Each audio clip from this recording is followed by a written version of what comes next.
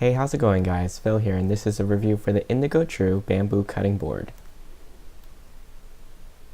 This is the cutting board. It measures about 18 inches by 14 inches and is 3/4 of an inch thick. The board weighs about 4 pounds, so it's on the heavier side. The bottom of the board is smooth, so you may find that it slides a bit on countertops. What you can do is simply set a damp dishcloth underneath to keep the board from sliding while you're cutting. Around the inside edge of the board is a drip groove that can in total catch about 1 ounce of liquid, and that's usually fine for raw meats, but it typically isn't enough for reserving all the drippings from juicy roasts and cooked meat. There's also an engraved logo in the lower left-hand corner.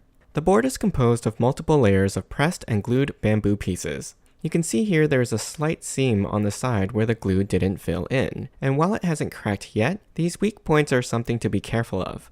Another point of weakness will be the seam where the 2 different shades of bamboo meet. Because of the wooden construction, this board is not dishwasher safe and should not be soaked for long periods of time or dropped, as this can cause cracks or splits.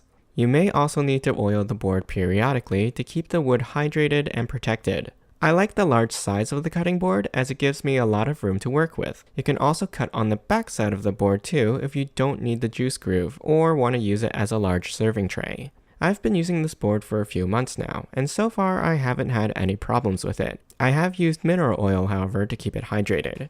The board is durable, easy to work on, and meets most of my needs during my cooking prep. I hope you enjoyed this review. You can ask me any questions in the comments. I'll put a link to the product in the description below. Don't forget to subscribe to my channel, and join me next time.